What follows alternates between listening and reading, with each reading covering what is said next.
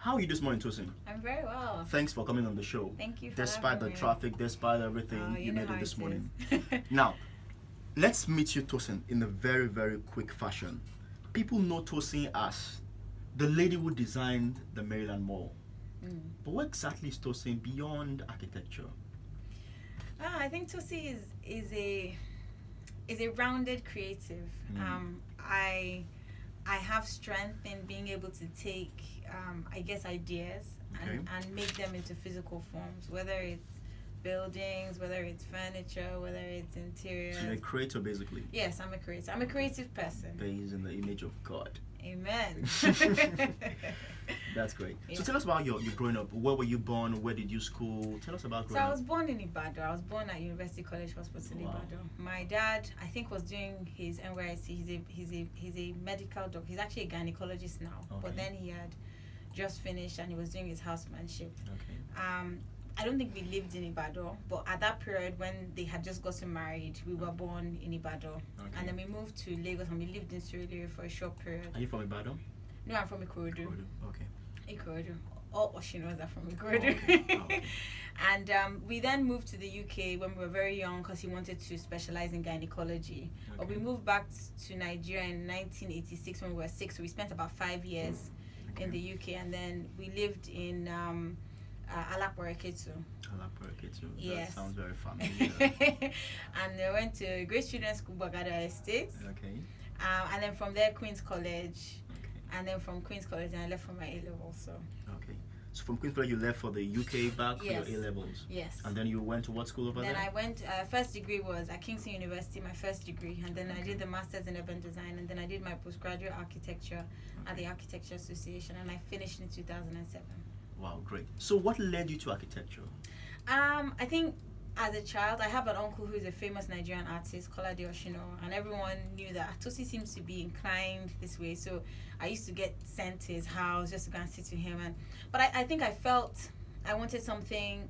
I enjoyed what I saw when we started doing technical drawing in secondary school, and my dad was building his family home in Ikorodu at the time. I was around 12, and I was the only one who was particularly interested. I used to look at the floor plans.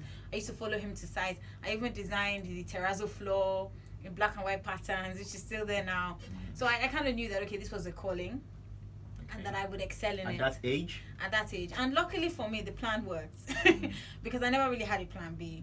In my secondary school end of year book, where everyone has a picture and they say what you're going to study, I'm the only one who finished architecture fully. Really? Yes, of maybe 8 of us. There's somebody else as well, but I'm the only one who's fully registered. Okay.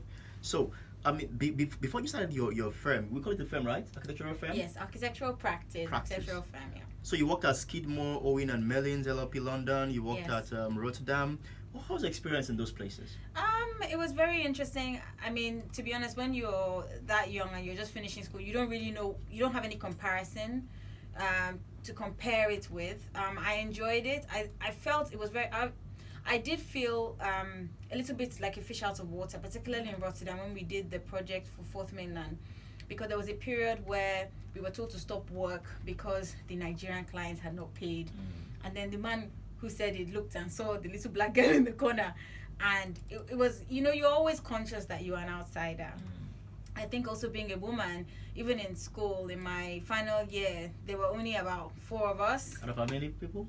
About 50. And then you're the only black person as well. So I think I got used to it very early on that I would always be a minority and not to take it as a negative. But when I came to Nigeria, I worked in a Nigerian practice for 4 years, James Cubitt Architects, before I set up on my own. So I then was able to compare working in Europe with Nigeria. And there are a lot of differences, but there are some similarities. Okay, like what? I think everywhere in the world, people struggle to pay for service in general or to value service, but it's not as bad as it is here. But the same complexities and challenges of drawing and misunderstanding drawing and delivering on site happens everywhere. That's just humans for you. Great. So, while you were in Rotterdam, you worked with the team that designed the proposed Fort Milan Bridge. Yes. By the way, I saw that design. That's an amazing design. I'm surprised it was not adopted. What happened to that design? I think ultimately it's a product of private partnership, and obviously it was a private individual or company who wanted to put it forward to the government, and for whatever reason, I think there was an issue with how long it was going to cost for them to make their money back, because they did a traffic study after we had done the design that said that they would have to toll it for so long. It was almost going to be like 20 years. I don't think it was favorable to the client at the time.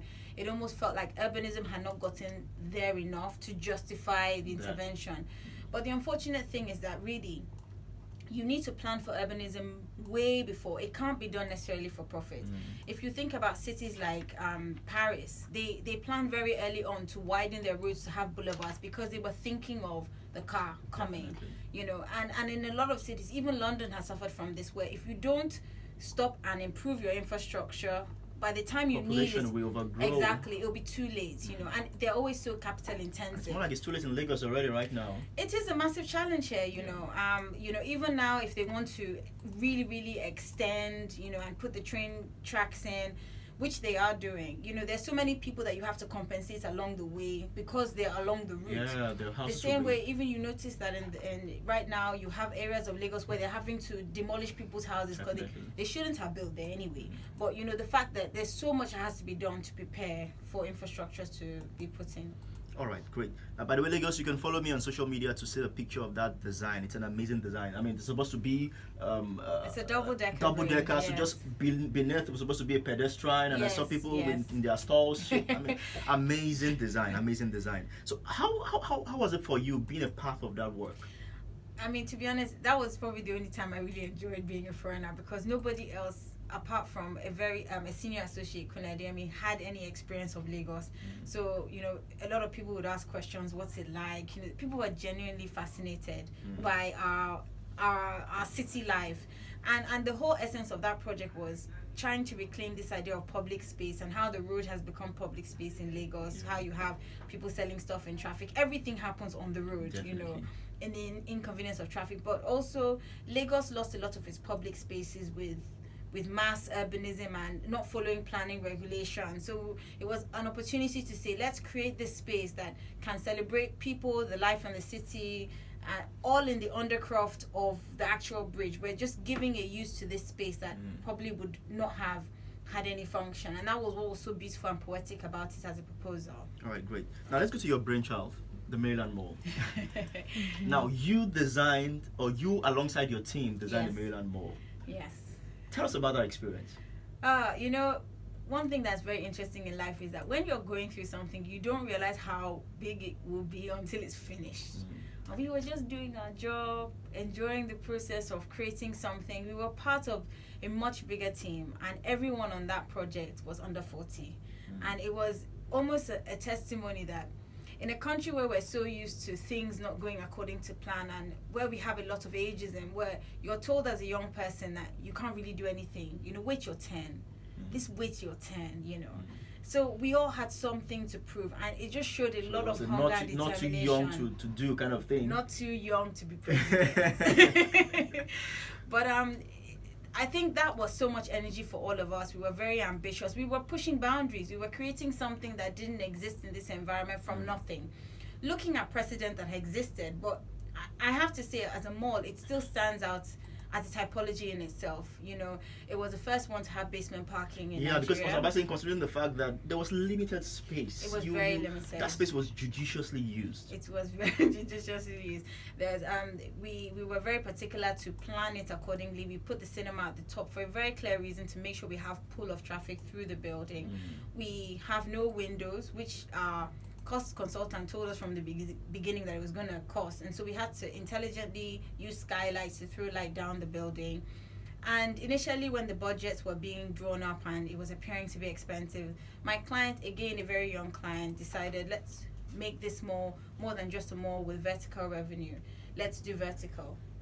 And that was when the proposal for the LED screen came on. And I was told, go and look for how you will solve it. You know, you have to make it look nice. And you know, with a lot of back and forth and making decisions, we decided to go with the silhouette of black, because we thought, okay, first of all, the building is so boisterous. It will stand out as an entity with no windows during the day, but at night it disappears, because then it's all about the illumination of the signage and the screen on the front. Yeah, I saw that. I was amazed at how you came about the fact that, I mean, there was going to be a contrast at night. The black will just disappear, and then you can see the LED light. That's really amazing. I think what's really interesting as well in life in general, sometimes you're most creative when you have very tight constraints. Definitely. You know, I was not given the choice on the screen. So, you know, we had to find a way around it. And luckily for us, we've created a landmark in the city of Lagos. Okay, so before you started that project, was there a form of bidding for the project? How did it go? Well, interestingly enough, my client was in a JV with the family that owned the land, and they had already had a design proposal done. So we were initially brought in to just review and vet the existing design.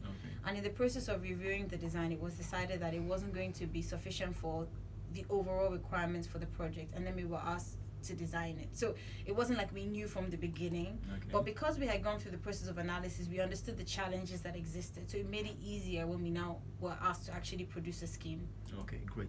Now you are a lady in a male-dominated industry. I mean, you just read to me a headline recently before the show, and how does that make you feel? You know, it is a bit odd, I guess, sometimes, but I think you realize that you are special and that you do stand out, and you make sure you use it to your advantage. Every disability can be an ability. Definitely. I very firmly believe in that, because then I will say that when you deliver, people don't forget you because they didn't think, oh, what can she do? Does she know what she's talking about? You know, but in that minority, it can be a strength, and that has been my experience so far. The most important thing is that when you do get the opportunity, you do deliver. It's so important. Great. But were there times you were disparaged for your gender or for your age in the industry? Were there any times like that? Oh, of course. I mean, it would be unwise for me to say it's been all rosy. Yes, all rosy. I've left the site in tears before. Really? In frustration, because you know, I'm trying to put across a point, and then you just get dismissed, and you just think, oh, this is for being so a woman or for being young. To be honest, I can't even say if it was for being a woman or being young. It was a dispute on the process of how a project should be delivered. I could have said, oh, it's because I'm a young person, they've just belittled my statement, or that I'm a woman. But I think I just took it up. It's just one of those things, and I was upset. Maybe if I was a guy, I probably would have been able to stand it out, but it was too upset. I had to leave the meeting. But these things do happen. But I think with everything is how you come back from it, which is important. I went home and I slept, and I got up and I felt better, and I continued. All right. So how would you describe the architectural landscape in Nigeria, the industry? How would you describe it? Well, I think as an industry, we need to be very careful. Some people say it's a dying profession. It's a dying profession because the way people engage in the building process is evolving and is changing. Maybe 50 years ago, if you were a wealthy person, you would decide to get an architect to design your house and build for you from scratch. But in the age where we have the developer now and houses are being built en masse, you know, that relationship between a client and the architect is changing. So if the architect doesn't evolve with changing times, it could become a redundant profession. Especially in a lot of cases where you have a developer who does a standard typology and just replicates. In some cases, you might not need an architect anymore. You should have architects supervise the process, but where the architect sits at the head of the construction industry is changing. Okay, so what's the difference between an architect and a developer? A developer is a financier. An architect can be a developer, but a developer can't be an architect. Yes. Okay. So you do have some architects who then decide to evolve into the development platform, where they're able to control the process and they also have the financing to deal with it. Whereas a developer traditionally is somebody who says, I have this land and I have this budget and I want to produce this number of units on it, and they will engage a consultancy team to deliver it. Okay. How do you feel when you walk by or walk into a design of yours? For example, how do you feel when you walk into the Maryland Mall, for example? How do you feel? How does that make you feel? You know, it's such a lovely feeling. I mean, to be honest, for every project, no matter how big or small, the satisfaction of standing in it at the end, and you see all my ambitions, all my dreams, all the things I thought about that sometimes the client didn't understand, and you see it delivered is the most powerful, it's the most beautiful feeling on earth. Nobody can pay you any money to achieve it. And there's something also really nice, particularly with Maryland. When I go there now, nobody knows who I am, and I am just watching people in the space, and you see some of the decisions that you made, and you see how they're working, and then you also see the things that don't work as well, so that you learn from them. your projects. Yes. So that makes you feel like you just like you feel like God just looking down on His creation and like, oh, okay, I think it's something okay. like that, yeah, because you then become invisible, and there's something so powerful with that, because obviously when the building is on site, everybody knows you because you need to sign off their work. Yeah. But then when it's being used by people, they don't know you. Yeah. Were there times you walked into that mall just for the sheer purpose of just, you know, having a nice look at the environment and what you've created? Were there times like that? You had no reason to be there. You just wanted to just see. No, because I moved on to the next one. All right. So let's go to your next line of business. You started recently, Ileila. Yes. As a matter of fact, I didn't know it was Ileila until I saw the translation in English, which means house of lines. Yes. And you're into furniture. What Yes. led to that? An architect making furniture? Well, you know, architecture is an amazing platform or stepping stone to many other things. It's not uncommon to find architects. You have famous architects like Corbusier, who did furniture. Okay. Yeah, you have Norman Foster, who's done a famous table. So, really, product design is just another potential tentacle, from architecture. The beautiful thing about product is you get the immediate gratification of the finished product, Okay. which you don't get with a building that could take on average 24 months to deliver from beginning to end. Okay. I've always had a particular belief and wanted to celebrate culture, and sometimes we do interior jobs where we have to actually make furniture, and so that was where it initially came from. Okay. But then being able to tie it in with culture and have something that actually celebrates who we are, Ashoke fabric for me is so special, because what people don't realize is that we are having our history encapsulated in these fabrics. Definitely. The fabrics of the 50s are very different from the 70s, of the 80s, the 90s, and so on and so forth. And for people who have grandparents around, if you show them, they would tell you this was what we were wearing at this period. And for us who were from a culture that is not necessarily written, we don't actually realize how much is actually being preserved in these fabrics and celebrated. And long after the Owambe party, these things just get sat in your wardrobe, you know.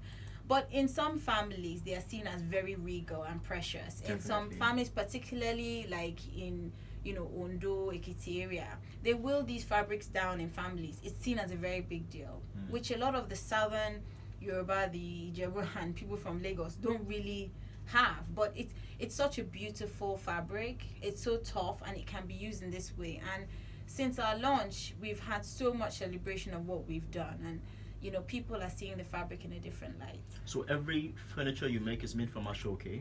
We use Ashoke and we use Atelier. Okay. So we use Atelier for a particular line, the line chair, but the Ashoke really was where it started from. Okay, so how do you source for your Ashoke? Are they made here locally? Do you have a production line that produces, or do you source from other companies? No, we source everything in Lagos. We have people who bring to us now. We have places that we go to pick out combinations. Okay. But I do like to go to the shops, particularly the shops that sell Ashoke for weddings, because they have such a wide variety. Okay. And the way we upholster the Ashoke, we have it as multi-colored, on the chairs. So it's nice to see the various combinations that exist and be able to tie them together. The same way if someone's going for a wedding, they will tell you, oh, you need to mix this color and this color, and the patterns that will be put together. So it's really a celebration of culture, something that we have that is so rich. So what's the future for Ileila going forward? I mean, are there other lines you're looking at? Yeah, so what's been very interesting about Ileila started from actually 2012. We did the first prototype, and I had a lot of my personal friends excited about it, and then I made like 10 and I couldn't shift them. Okay. And they sat in my house for like 2 months, and then I had to give them out. So I learned very early on from that experience the importance of collaboration. I'm a creative person, but I don't understand marketing. And then in 2016, Tosin came on board, and he saw the essence of this stuff and was like, oh, this is something that's so powerful. There's so much you can do with this. And I was like, well, I don't know how to shift it. And so he initially suggested the first set of photo shoots that we did, and then all of a sudden it was out there. And I realized that, okay, this can be a lot more than it is. And we've done this. So the first photo shoot was with Adekunle Gold, who also is very good at showing culture. and then we've had a second photo shoot with Chidem, and then we have a third one with someone who I can't disclose yet. All right, we're waiting. But the point is, we've realized that we're creating a mini movement. We are helping ourselves to understand and celebrate our culture, but also we're getting this movement where people are beginning to look forward to seeing what next we're creating, and to show that you can get good design and good craftsmanship in Nigeria. We're not trying to expand our range. We are doing accent chairs, and I think there's a place in every home for such. But also we now have the culture of the very strong creativity and photography end with the campaigns that we're creating, and we want to keep a name in that capacity. All right, great. You pride yourself as a rookie photographer. I mean, yeah. So how do you do that? Do you juggle that? Is that a pastime for you? Is something you do? There was a period I was very, very active in photography. I took part in the Lagos Photo Atelier competition, I think in 2012, and I won third prize in that. Oh, great. When I was an architecture student, I used to do a lot more photography, but now I don't have as much time. But I do think that maybe as I get older, I probably will eventually go back into that. It's more like your second love. Yes. Okay. So let's delve into architecture back a little again. What project are you working on currently? Something you can disclose?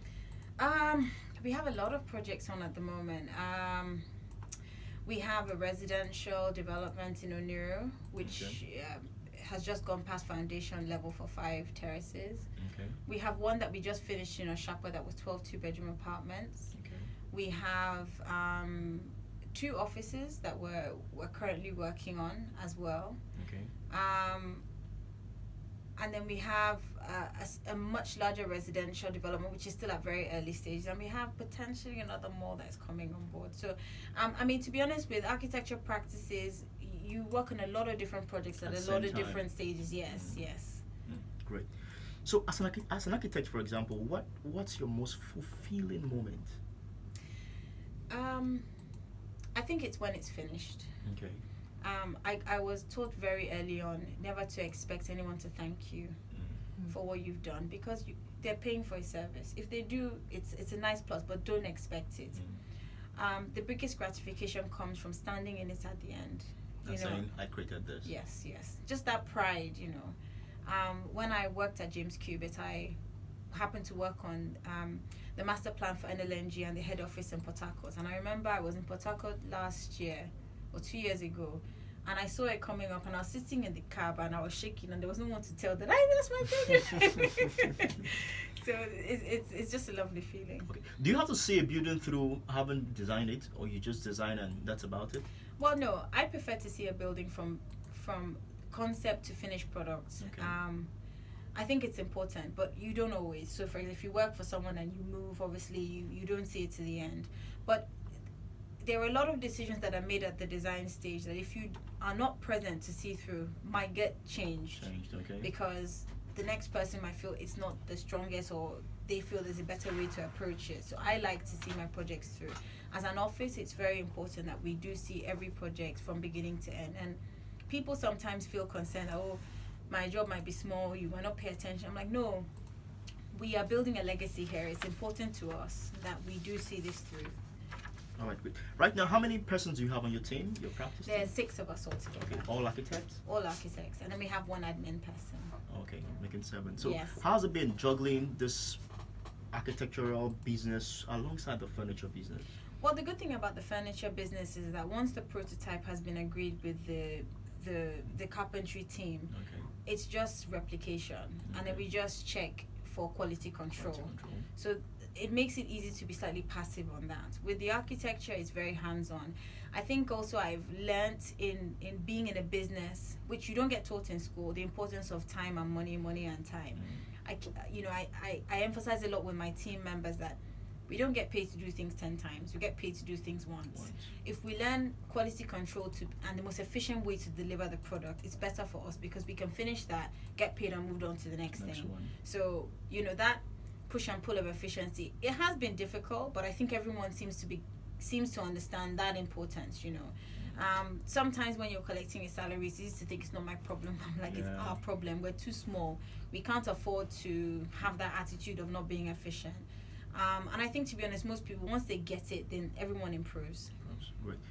On a wrap-up note, Tosin, what values would you say have shaped you into the person that you are today?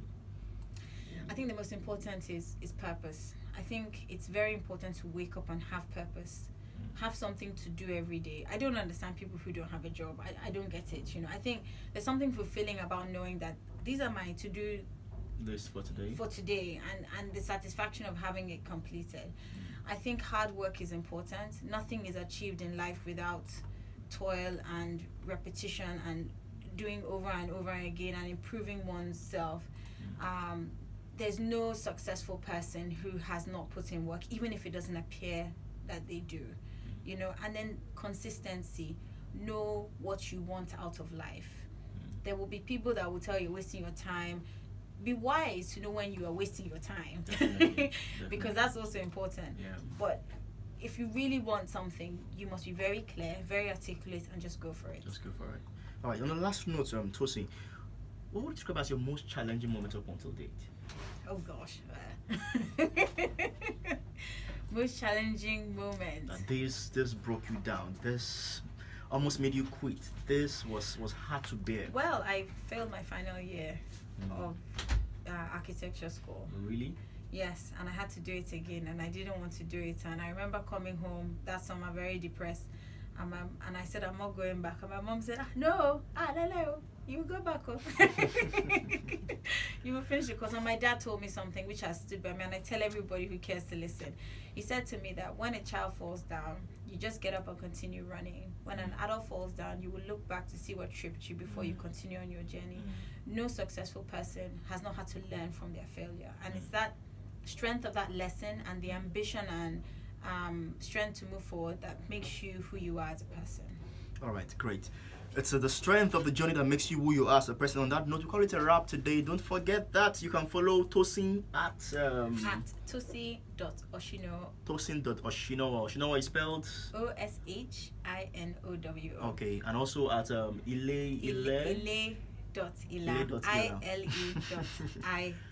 Alright, you can follow me at Ima for Impact and at Value Lines on Instagram and of course on Twitter. Don't forget that the show comes your way every Monday by 10:30 a.m. on this same station. Until then, remember that success is never final and failure is never fatal. Have a wonderful day. God bless you.